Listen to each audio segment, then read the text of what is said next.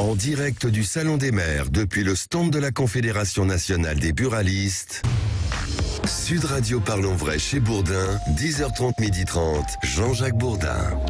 Bien, nous sommes donc en direct, porte de Versailles, avec 3 maires qui sont venus nous rejoindre. Nous allons débattre, honneur aux maires, ici, à l'occasion du Salon des maires, évidemment. Alors avec nous, nous avons Michel Gros, qui est maire d'Hiver-Gauche, de la Roquebrussanne. C'est dans vous n'êtes pas d'Hiver-Gauche? Non, pas du tout. Sans étiquette. Vous êtes sans étiquette, bon. Non, mais je vois sur ma fiche d'Hiver-Gauche.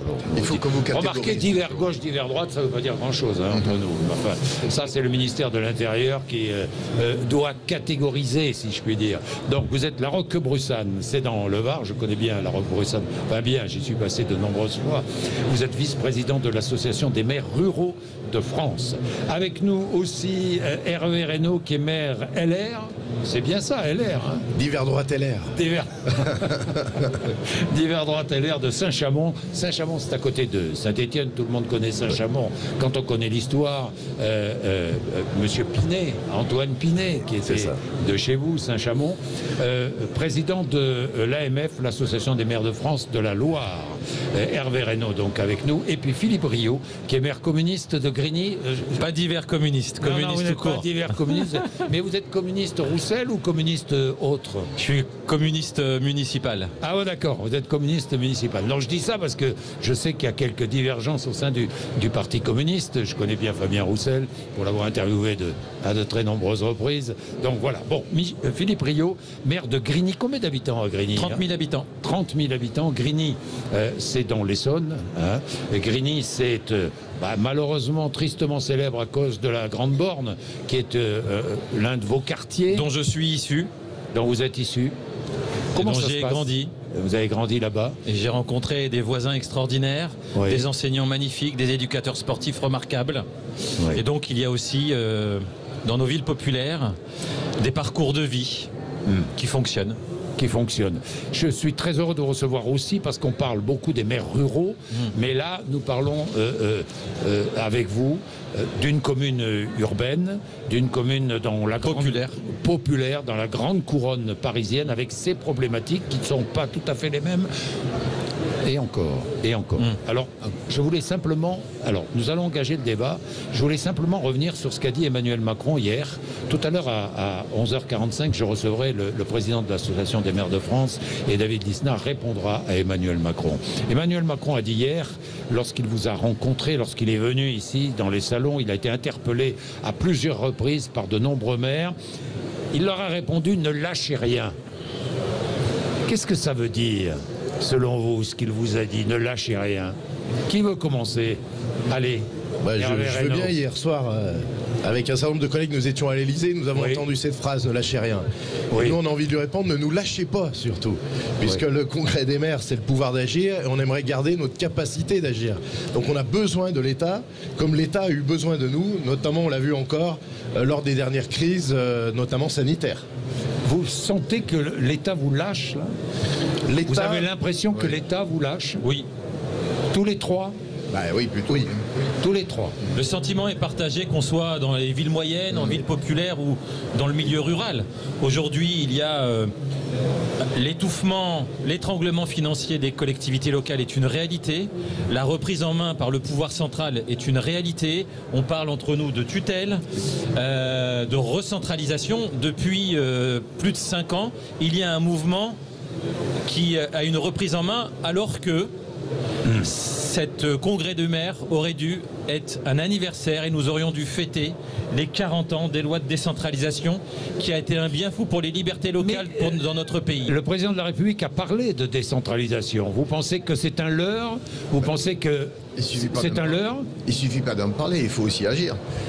Nous, les maires ruraux notamment, mais les maires globalement, on a les deux pieds dedans. C'est-à-dire qu'on est vraiment ancré sur le terrain et avant de parler de décentralisation, il faut des actes, montrer qu'en fait la décentralisation se fait. Mais comme le collègue le disait à l'instant, c'est pas vraiment le cas. Des annonces sont faites, mais nous on veut voir quelque chose de concret sur le terrain.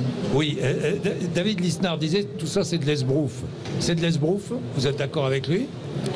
Non, Non, moi j'irai pas jusqu'à dire c'est bulletproof quand même. Bon, parce qu'en fait, si vous voulez, donnons le temps, soyons patients.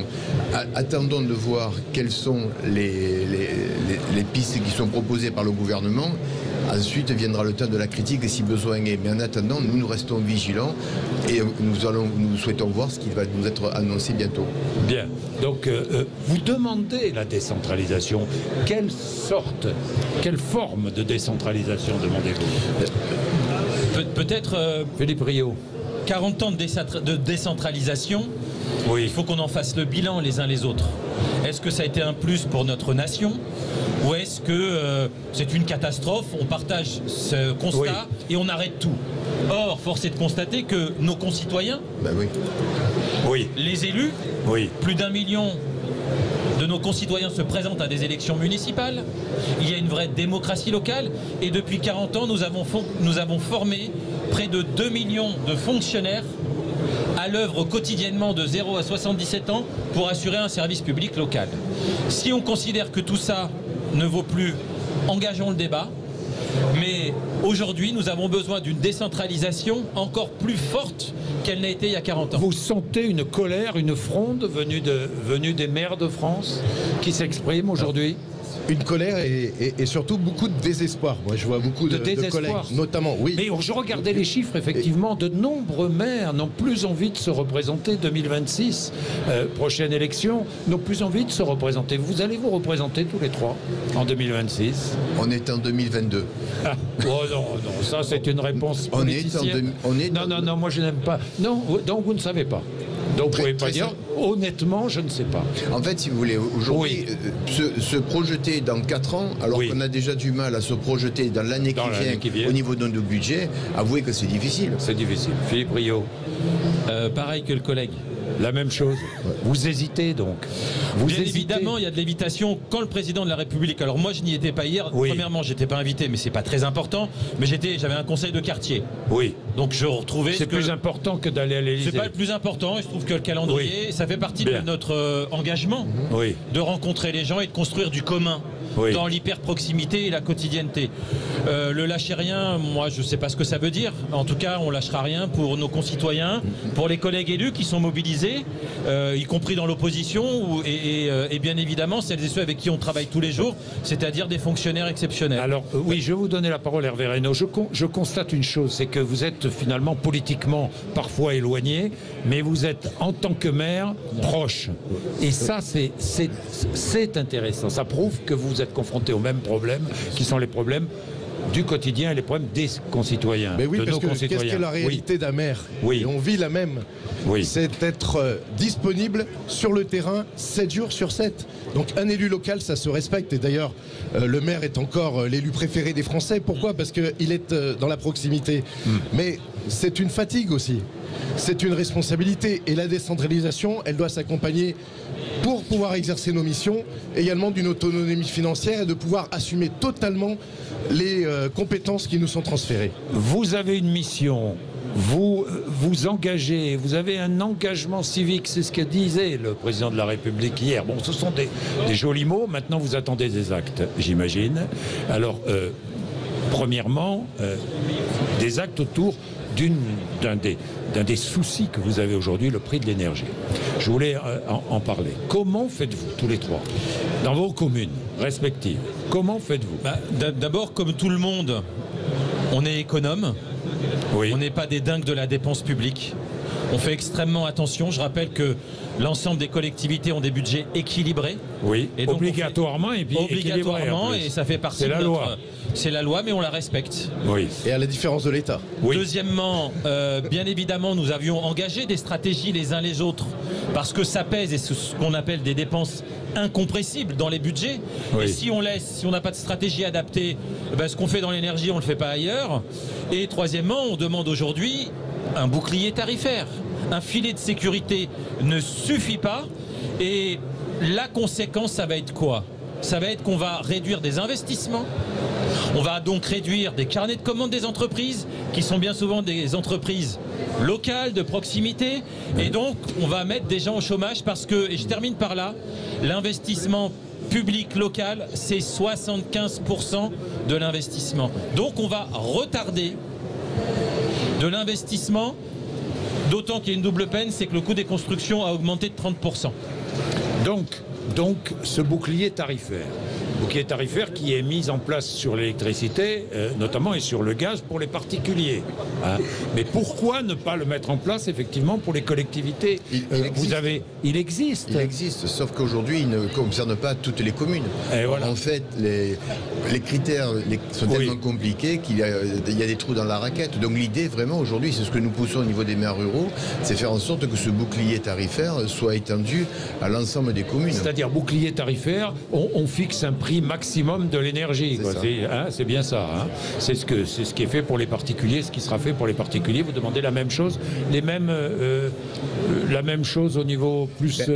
De toute évidence, les investissements souffriront puisque l'électricité, c'est au budget de fonctionnement. Et donc, si on n'a pas moyen d'abonder nos budgets d'investissement à travers le fonctionnement, si on est siphonné, on sera incapable d'investir. Et aujourd'hui, C'est-à-dire que si le coût de l'énergie est important, vous ne pouvez plus investir. On ne pourra plus respirer. Et puis le fonds vert qui est largement abondé par le gouvernement pour la transition écologique, et moi je salue le geste, reste encore savoir si nous serons capables d'y avoir droit, si nous serons capables de participer à l'autofinancement. À l'autofinancement, oui. On recherche des économies, il y a des tensions inflationnistes, le coût de l'énergie, le coût des biens alimentaires aussi, dans nos cantines, etc. Donc qu'est-ce qu'on fait? Soit on réduit l'émission de services publics, et ça c'est un problème pour nos habitants, soit on réduit l'investissement, et c'est un problème pour également, comme tu le disais, nos entreprises. C'est un cycle récessif, c'est moins de projets pour les entreprises et les artisans, les commerçants, et moins d'emplois. Et moins d'emplois. Alors certains maires ont réussi à renégocier leurs contrats. Il y a beaucoup de maires, de nombreux maires. Vous tous d'ailleurs, vous faites des économies ici ou là. Vous essayez. Économies, c'est-à-dire vous éteignez les lumières la nuit. Je ne sais pas moi, vous réduisez, vous fermez des services publics. Même certains maires vont jusqu'à fermer des services publics. Vous repoussez des travaux de rénovation énergétique par exemple. Je ne sais pas moi. Même certains augmentent les impôts locaux, pensent à augmenter les impôts locaux parce qu'ils ne peuvent pas faire autrement, moins chauffer aussi. Oui. Difficile de moins chauffer pour des maires lorsqu'on a à gérer des écoles maternelles et des écoles élémentaires. Mais bien sûr. C'est mission impossible, je ne parle même pas des crèches. Et donc, la question de la baisse du chauffage, nous le faisons tous dans nos gymnases, par exemple, dans nos bâtiments administratifs, mais dans nos écoles, lorsqu'on accueille des jeunes enfants, c'est mission impossible. On le fait sur nos piscines. Bien évidemment, on va fermer des piscines, certains depuis un moment, d'autres que pendant les vacances scolaires. Donc, on développe ça, et je terminerai quand même sur... Nous avons des stratégies depuis longtemps de groupement de commandes d'électricité, de gaz, de mutualisation des approvisionnements. Ça existe dans nos collectivités, nous faisons ça depuis longtemps, et parfois ça nous permet d'amortir. Ceux qui ont des explosions de 200, 300, 400% sont bien souvent des collectivités locales qui n'ont pas été dans cette stratégie de groupement de commandes, de mutualisation sur ces biens de première nécessité. Et le choix d'investissement vertueux. Par exemple, on va remplacer un certain nombre de lampes qui sont très énergivores par des LED, etc. Et on voit bien, nous dans notre commune, on maintient les illuminations parce qu'on ne veut pas pendant les fêtes créer une sinistrose totale. Et puis pour le commerce local, c'est pas bien non plus. Et en fait, ça consomme très très peu, quelques dizaines d'euros finalement sur le temps des illuminations. Mais voilà où on en est réduit.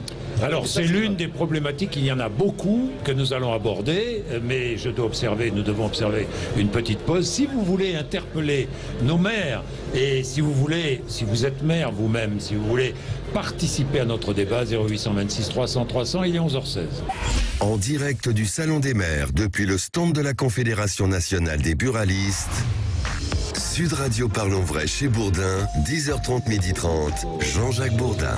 Allez, deux solutions pour vous. Soit vous venez nous voir ici, si vous êtes dans le coin, soit vous nous appelez 0826 300 300. Nous sommes avec Michel Gros, qui est maire de la Roque-Brussanne, c'est dans le Var, vice-président de l'Association des maires ruraux de France. Hervé Reynaud, maire de Saint-Chamond, à côté de Saint-Étienne dans la Loire, président de l'AMF, l'Association des maires de France de la Loire, et Philippe Riot, qui est maire de Grigny dans l'Essonne.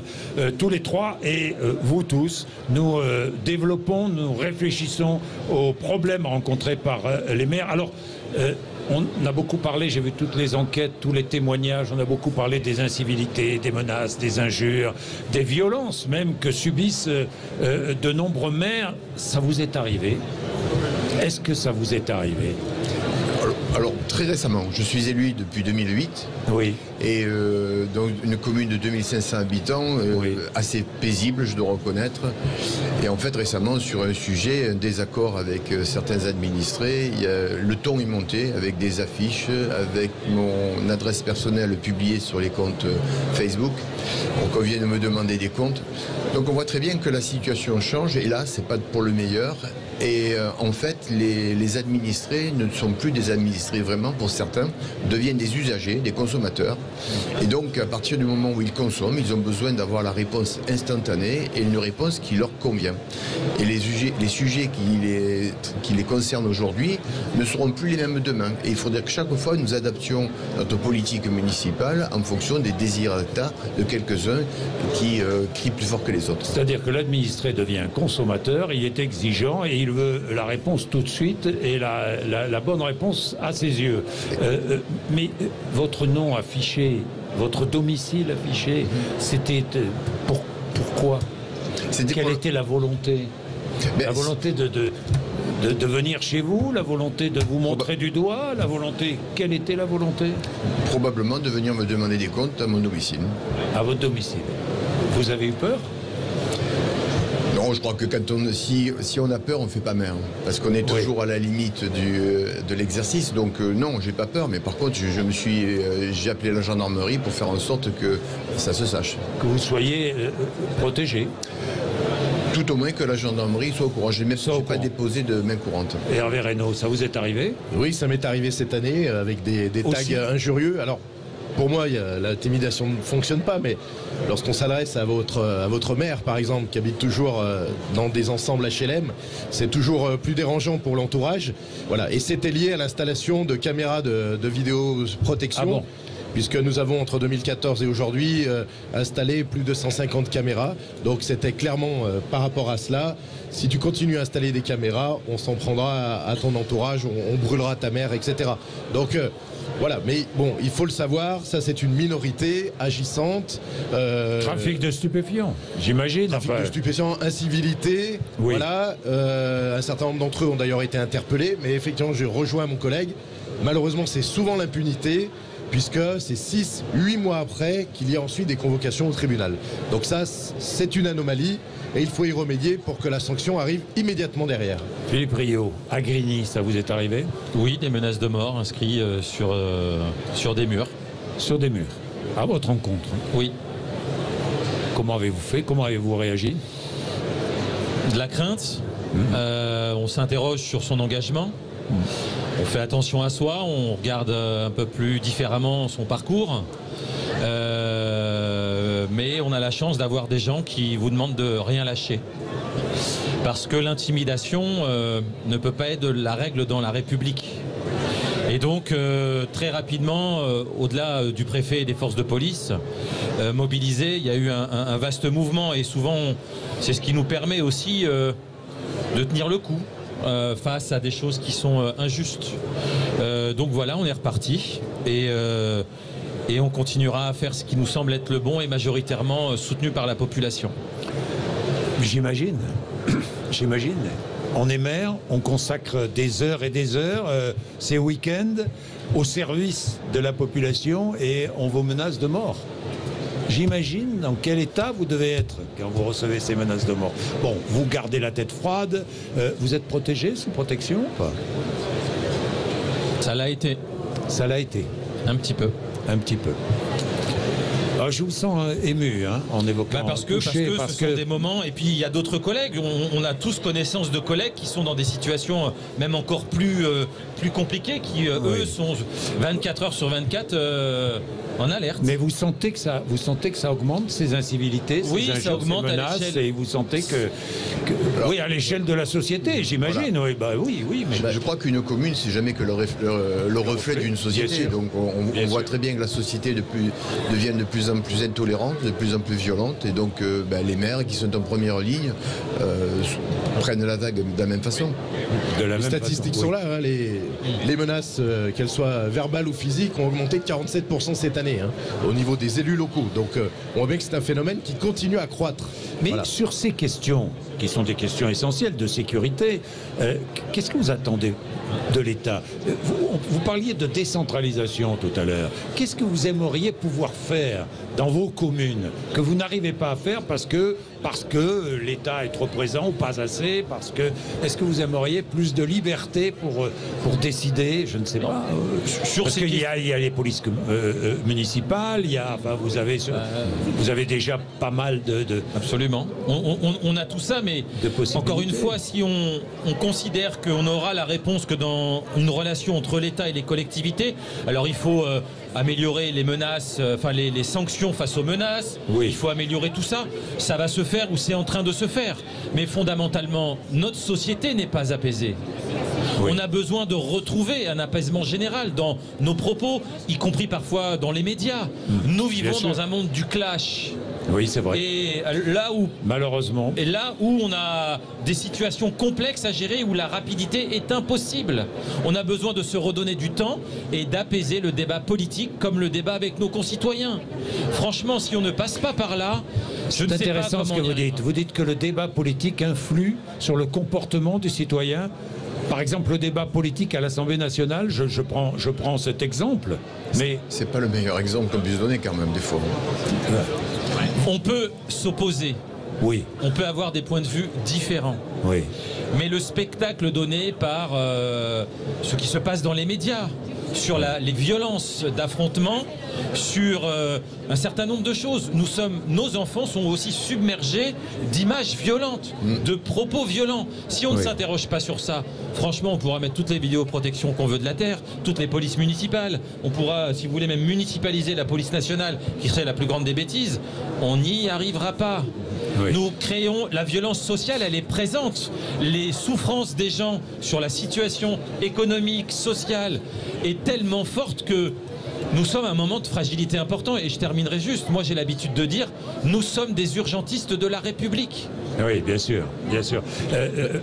Hervé Reynaud. La responsabilité d'un élu, c'est effectivement de rassembler et d'apaiser, je pense. Hein. On le fait à l'échelle de notre commune. Mais on parlait de décentralisation tout à l'heure.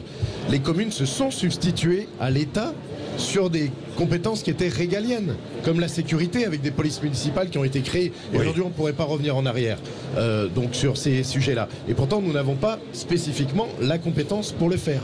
Bien. Voilà. Et les relations police, justice également, hein, puisque la justice derrière doit être au rendez-vous pour faire en sorte qu'il y ait les responsabilités qui soient assumées par ceux qui ont créé des comportements déviants.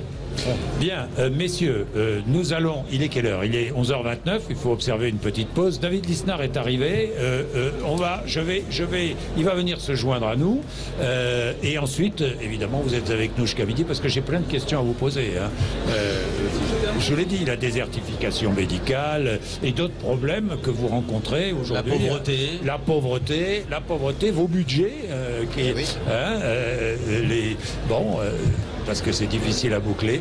Allez, il est 11h29, vous êtes sur Sud Radio, merci, à tout de suite.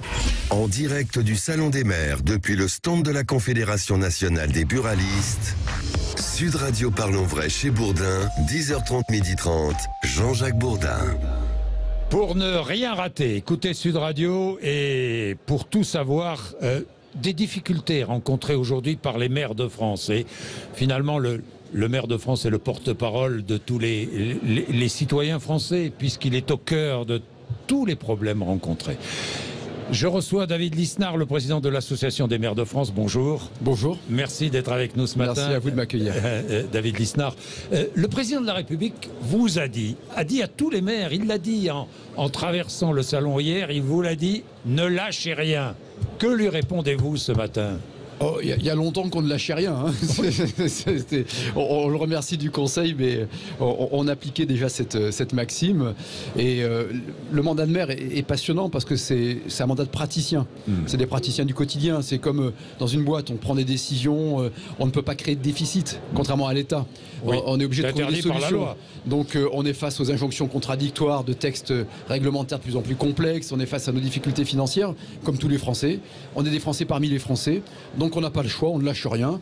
Et d'un côté, on veut alerter sur la réalité de la situation de plus en plus compliquée, difficile dans cette crise de la violence, de l'incivisme, avec ses difficultés financières, etc. Mais d'un autre côté, on a le moral, on continue de se battre, on s'engage. Donc oui, on lâche rien. Donc vous ne lâchez rien, quoi. On ne lâche rien, d'ailleurs il va le savoir, on ne va rien lâcher, notamment sur ce que l'État nous doit. C'est-à-dire, qu'est-ce que vous demandez à l'État aujourd'hui, vous les maires? Alors, c'est pas qu'on demande à l'État. On dit simplement que l'État, on en est tous co-responsables. Nous sommes attachés à un État fort, mais on veut simplement que l'État s'occupe de ce qu'il regarde et s'occupe moins de ce qu'il ne le regarde pas. C'est-à-dire de ce qu'il regarde, c'est les fonctions régaliennes. Qu'on retrouve une présence effective de forces de l'ordre en zone police, en zone gendarmerie, qu'on trouve suffisamment de greffiers, de magistrats dans le pays qui a le record du prélèvement obligatoire, que ces fonctions de base, qui sont celles du ressort de l'État et qui doivent être du ressort de l'État, soient assumées. Que face à la crise énergétique qui dépasse totalement les capacités des collectivités territoriales. On n'a pas de liberté d'accès réel à l'énergie, etc. L'État assume ses responsabilités et d'ailleurs on travaille plutôt bien avec la Première ministre. Hein. Il y a un dialogue respectueux, il y a un dialogue fécond, on est en train d'essayer de trouver des solutions. Elle sera là cet après-midi pour le discours de clôture. Elle sera là pour le discours de clôture et simplement d'être respectée. Vous savez, moi je suis élu local depuis 2001. J'ai été deuxième adjoint au maire, puis premier adjoint au maire, je suis devenu adjoint, j'ai surtout une expérience dans le privé. Quand on lançait un projet il y a quelques années, quand on décidait une action, on regardait ce qui était interdit pour respecter la règle. Maintenant, pour lancer un projet, on regarde plus ce qui est interdit. On cherche ce qui est autorisé.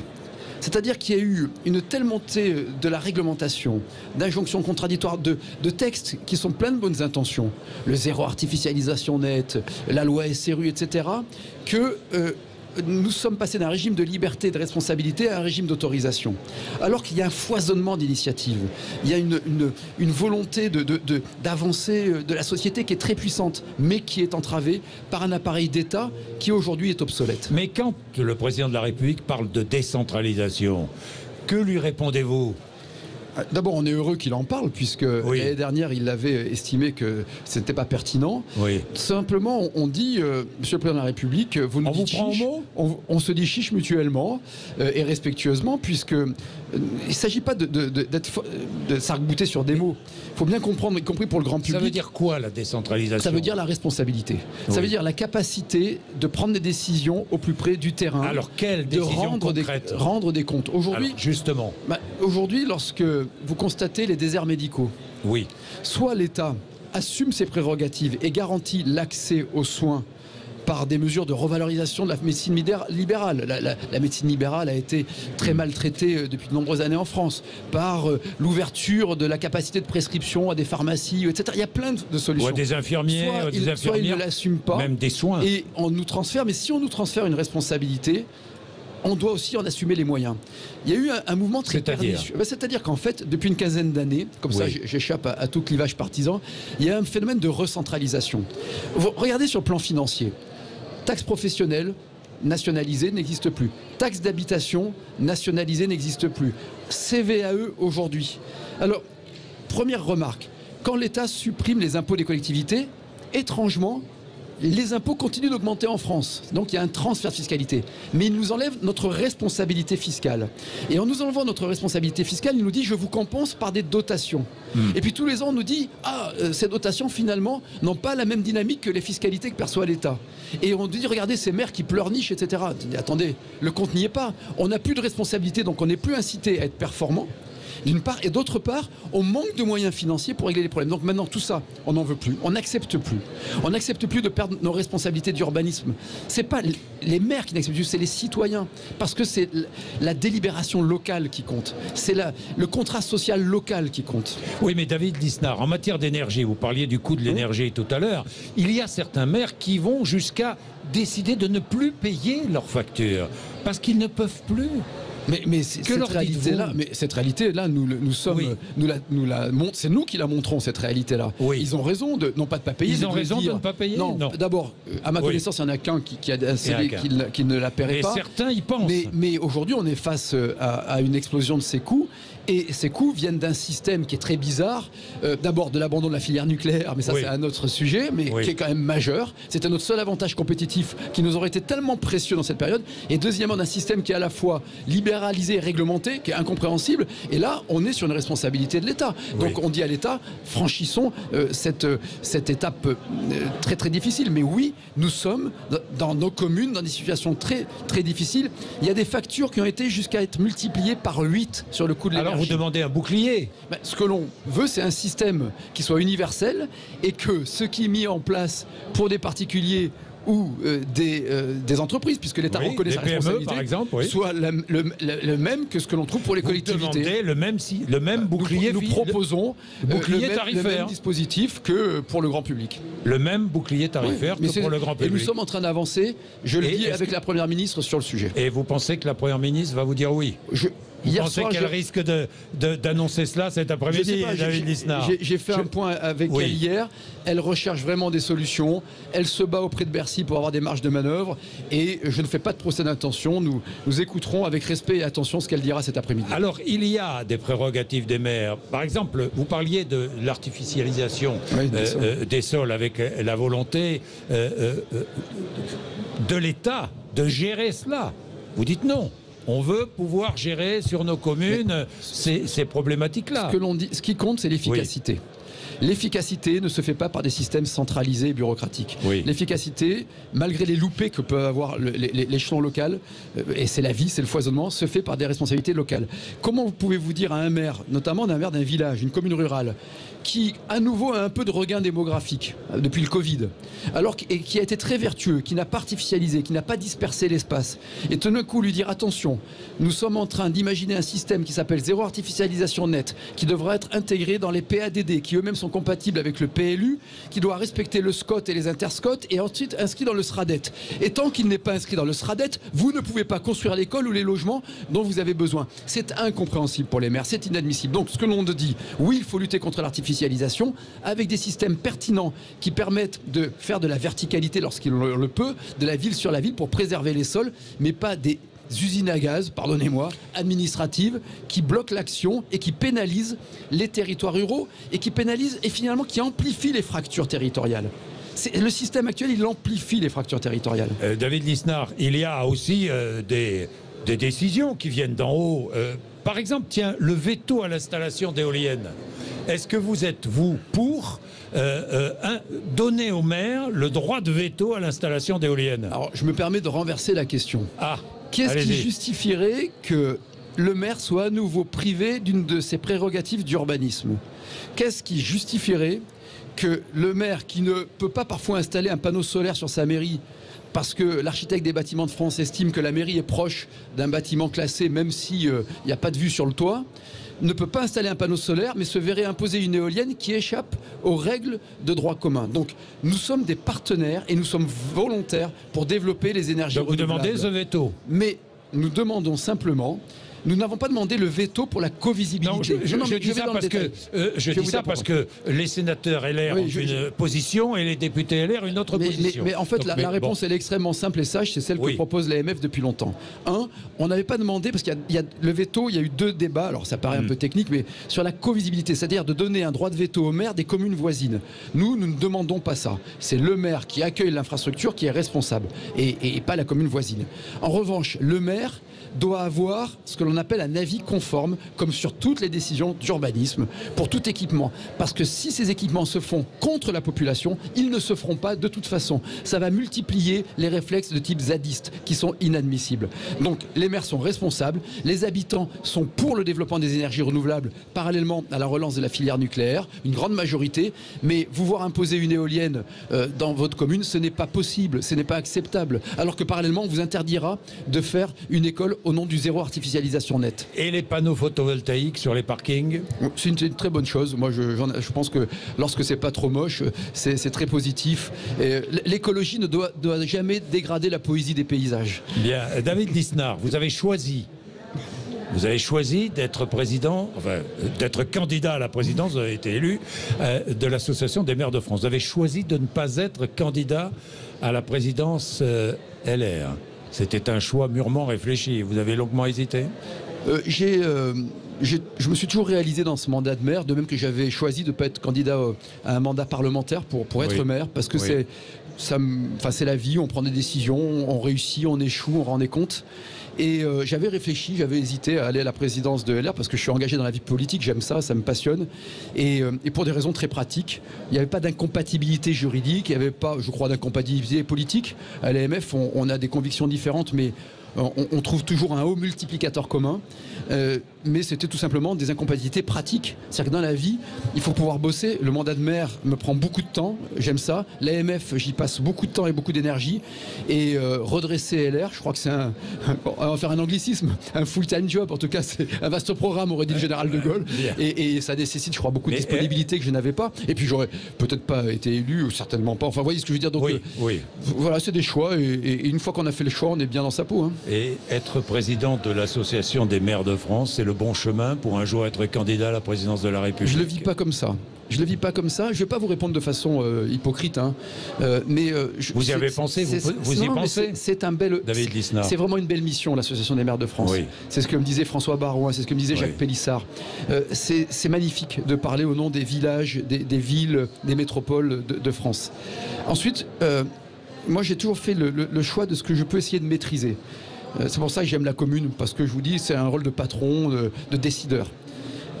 On est dans une situation politique et je me suis vu monter dans la vie politique. Je ne suis pas connu du grand public, mais j'aime ça. Et comment vous dire, j'ai de l'ambition, ouais, mais j'ai pas d'arrivisme. Donc on verra bien ce qui se passe. Vous n'écartez pas cette possibilité. Il n'y a que les hypocrites. Lorsque vous engagez au plan national, que je viens répondre à Jean-Jacques Bourdin, que je vois, qu'on fait des médias, à un moment donné, qu'on prend des positions, j'écris des tribunes, j'écris des bouquins, j'essaie de mettre en lien ce que je constate sur le terrain et ce que j'essaie un peu de conceptualiser. Donc, et je crois que notre pays, il peut à la fois s'effondrer, le déclin éducatif du pays, la crise civique, tous les méfaits du en même tentisme qui fait qu'on ne progresse pas. Et d'un autre côté, il peut rebondir. Notre pays, ça peut être un Eldorado. La puissance de ses paysages, la force de sa culture, la créativité de notre peuple. Donc, c'est passionnant. Et j'ai des gamins, j'ai envie de participer à quelque chose. Alors, est-ce que on se projette pas forcément pour être candidat soi-même? Et puis, on vient d'élire un président de la République. Parler de ça maintenant, je trouve ça presque complètement décalé. Vous voyez ce que je veux dire? Mais donc, tout ça, c'est pas forcément, on n'a pas l'obsession d'être président de la République dans la vie, quoi. On a d'autres envies, mais l'envie de participer à rédiger un contenu, rappeler des principes simples d'engagement, et puis ensuite porter cela avec une équipe au service de quelqu'un ou être leader. On verra bien ce qui se passe. Est-ce que j'en aurai la capacité, l'envie, le talent, l'opportunité? J'en sais rien. Merci David Lisnard d'être venu nous voir ici au Salon des maires de France. Merci de votre accueil. Vous étiez le bienvenu. Merci. Il est 11h47. Vous êtes sur Sud Radio. À tout de suite. En direct du Salon des maires depuis le stand de la Confédération nationale des buralistes. Sud Radio Parlons Vrai chez Bourdin, 10h30, 12h30, Jean-Jacques Bourdin. Bien, nous retrouvons Michel Gros, qui est maire de La Roque-Brussanne, donc dans le Var, vice-président de l'Association des maires ruraux de France, et Hervé Reynaud, qui est maire de Saint-Chamond, à côté de Saint-Étienne, président de l'Association des maires de France de la Loire. À côté de Saint-Étienne, ça doit vous énerver un peu. Entre Lyon et Saint-Étienne, on dit toujours Saint-Chamond n'existe parce que c'est entre Lyon et Saint-Étienne. Non, oui, Saint-Étienne devient la banlieue de Saint-Chamond, vous avez raison de le préciser. Vous avez raison. Bon. Et puis Philippe Riot, qui est maire de Grigny dans l'Essonne. Philippe Riot, bien. Je voulais parler des problèmes de santé rencontrés, et notamment dans les communes rurales, les fameux déserts, entre guillemets, déserts médicaux. Michel Gros, comment faire? Eh bien, tout d'abord, nous avons posé le constat. C'était la première chose à faire. C'est-à-dire qu'avant de dire il n'y a pas de médecin, etc., il fallait qu'on pose le constat. Donc, avec un chercheur spécialisé sur les déserts médicaux, sur les études médicales, nous avons conduit une étude, 2 ans de travail, qui montre qu'aujourd'hui, l'espérance de vie dans les communes rurales croît moins vite que dans les zones urbaines. Alors, spontanément, on peut se dire c'est contre-intuitif, puisque, évidemment, dans les communes rurales... On respire mieux, théoriquement, dans les communes rurales. Mais c'est mieux que ça, on vit au paradis. Oui. Et en fait... Mais on vit au paradis en ville aussi. Alors là, il n'est pas question de poser les uns aux autres. Mais je n'oppose pas. Regardez... Je n'oppose pas, je dis simplement on vit au paradis. C'est quand même important de le dire. Oui, c'est vrai, mais c'est vrai. Voilà. Attendez, moi, je n'ai pas dit qu'on vivait mieux ailleurs. C'est pas ce que je dis. Je dis simplement on vit au paradis. Et donc, aujourd'hui... Cette différence, elle est liée principalement au fait que les territoires ruraux, on consomme à minima 20% de soins en moins. Et le résultat de ça, c'est que les pathologies, lorsqu'elles sont découvertes, sont à un stade plus avancé qui conduit, premier point, à des décès prématurés, mais également, et c'est ça qui est important, à des coûts de traitement qui sont beaucoup plus importants que si ça avait été pris très en amont. Et donc, ce qu'on demande, c'est que justement, ces soins de proximité à travers les médecins généralistes, on ait rapidement des médecins pour venir le combler. Des médecins, des maisons de santé, oui, une organisation, un lien plus étroit entre la médecine générale et la médecine de ville et la médecine hospitalière, etc., etc. Quoi. Il y a beaucoup...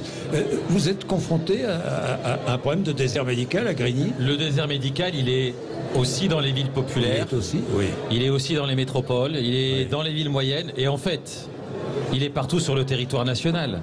Et le pire dans tout cela, c'est que la rareté des professionnels, que la France n'a pas anticipé. Et c'est une honte de notre pays de ne pas avoir su anticiper l'évolution de l'offre médicale, fait qu'aujourd'hui, en fait, on se tire tous la bourre pour avoir nos médecins. C'est-à-dire que la rareté organisée a conduit à une compétition des territoires. Urbains entre ruraux, ville moyenne contre métropole, ville contre ville. Pour attirer les médecins. Pour attirer les médecins, tantôt le généraliste, tantôt le dentiste. Et le pire, c'est que nous savons tous qu'on en a encore pendant 10 ans, minimum, avant de retrouver un nombre de praticiens à la hauteur des besoins de notre société. Donc, on fait preuve d'imagination, on a plein de solutions. Vous en avez cité quelques-unes, mais ça va craquer, ça craque. Le désert médical, il est partout sur le territoire national. Vous perdez des médecins à Grigny? Oui, on perd des médecins. À Grigny, on en récupère. Dans l'Essonne? Oui, dans l'Essonne. Les médecins qui repartent en retraite ne sont pas remplacés. Ils ne sont pas remplacés. On fait beaucoup plus de salariat qu'auparavant, puisqu'il y a une évolution chez les praticiens, mais on n'y arrive plus.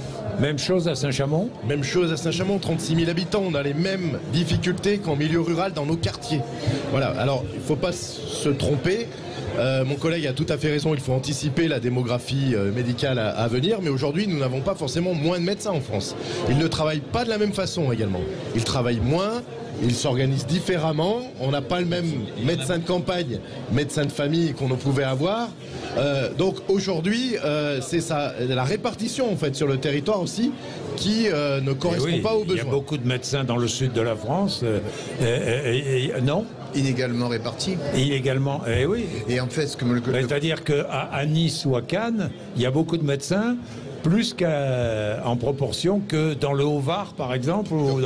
Je renvoie aux études pour ça. Mais ce qui est plus important à dire, c'est qu'en fait, si vous voulez, le collègue vient de l'évoquer brièvement, c'est que aujourd'hui, la population médicale est vieillissante, les médecins partent peu à peu à la retraite, et les médecins, les modernes, ne travaillent plus comme avant.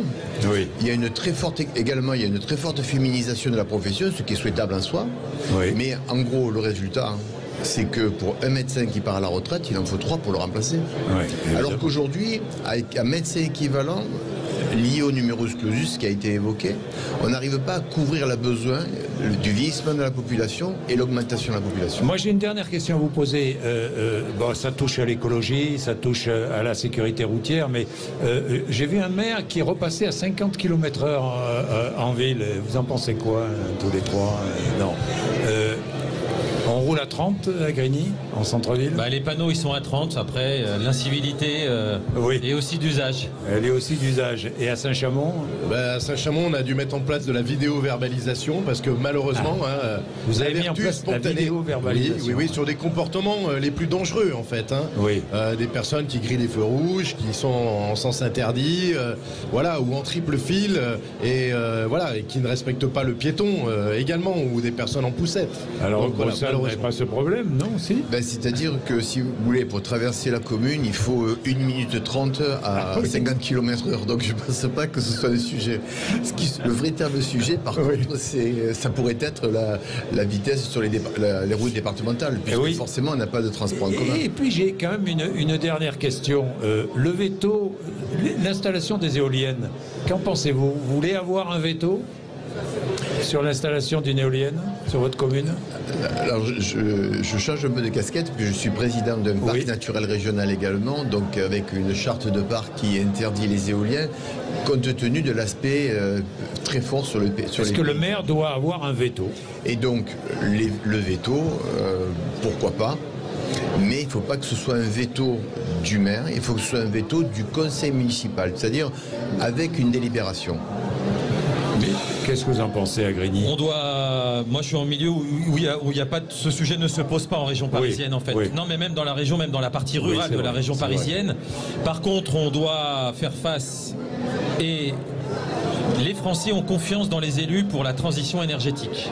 Beaucoup plus que dans les élus nationaux, ce qui montre le rapport que l'on a même sur des sujets de moyen et long terme. Moi, je développe par exemple de la géothermie, une énergie renouvelable. On va chercher de l'eau chaude à 2000 mètres sous le sol. Non, je pense beaucoup à nos communes côtières, sur l'érosion des côtes, sur les phénomènes de submersion, sur les phénomènes d'inondation et de sécheresse qui vont impacter plus largement nos territoires. Et donc, je ne dis pas que c'est un épiphénomène, l'éolienne, mais l'approche globale me paraît importante de ne pas oublier d'autres sujets. Pour ma part, je me suis opposé à l'installation d'éoliennes. Nous sommes ville-porte du parc naturel régional du Pilat. Voilà. Donc c'est tout le paradoxe. Et énergie renouvelable, mais aussi destruction du paysage et d'une certaine faune. Voilà. Moi, je suis pas pour le veto en soi. Moi, je fais confiance aussi aux élus locaux, effectivement, dans l'intercommunalité. Pas que le veto soit personnalisé. Donc je crois que c'est vraiment du cas par cas en fonction de nos paysages et de la configuration. Messieurs, merci. Merci d'être venus nous voir ce matin à tous les trois. Il est 11h59, Sud Radio, et on se retrouve juste après les infos.